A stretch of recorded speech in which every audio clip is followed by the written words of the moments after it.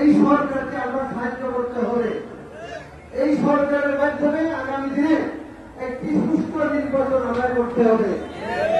আপনারা যার জন্য এই সব প্রতি বছর বাংলাদেশ জাতীয়তাবাদী দল আন্দোলন করেছে, আপনারা হত্যা, নির্যাতন, মামলা, হামলা, খুন, ভোট এর শিকার হয়েছিলেন। এখন তো এটা নাই, আছে? এখন নাই।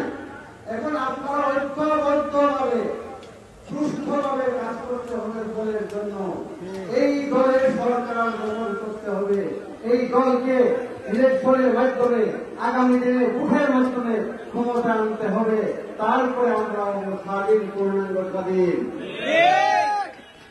জাতীয় নেতৃবৃন্দ তাদের প্রমাণ কোথায় আপনারা জানেন? বাংলাদেশের বাইরে, ঠিক না? উনি কি বাংলাদেশে আসতে পেরেছে এখন পর্যন্ত? ওনাকে আনতে চান না আপনারা? ক্ষমতায় বসাতে চান না? প্রতিষ্ঠান, তাহলে আমরা দ্বিধাবন্ধ করে ঐক্যবদ্ধভাবে আমরা কাজ করতে হবে। প্রতিযোগিতা করে, প্রতিহিংসা নয়, সবাই প্রতিযোগিতা করে কাজ করতে হবে।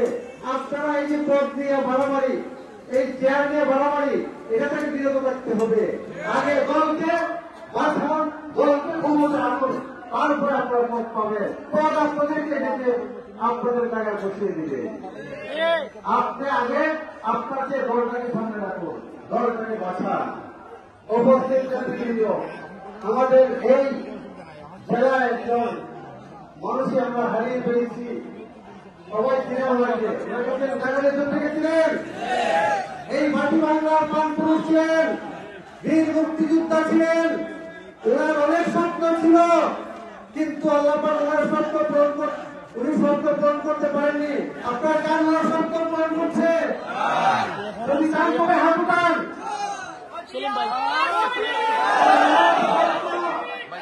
ওনার স্বপ্ন যদি পূরণ করতে চান, তাহলে আগামী বাংলাদেশ জাতীয়তাবাদী সরকার গঠন করতে হবে। এই জাতীয়তাবাদী দলকে ক্ষমতা আনতে হবে। তাহলে ওনার স্বপ্ন পূরণ হবে। ওনার স্বপ্ন পূরণ হবে। আমরা সবাই মিলে ঐক্যবদ্ধভাবে স্বপ্ন পূরণ করবো। আমরা জাতীয় ওনার স্বপ্ন পূরণ করবো।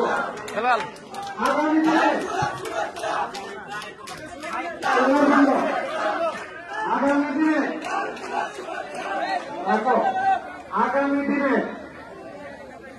যদি জাকারিয়া চৌধুরীর স্বপ্ন পূরণ করতে চান, আজমিরগঞ্জ বানিয়াচুরের উন্নয়ন করতে চান, তাহলে কাকে নমিনেশন দিবে এটা দলের ব্যাপার।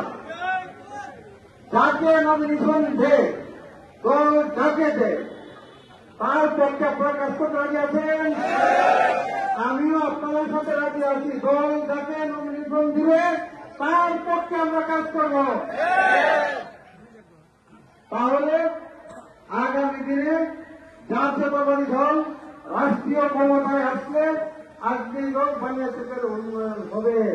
আর দল যদি ক্ষমতায় আসে, আজমিরগঞ্জ বানিয়াচুরের কোন উন্নয়ন হবে না।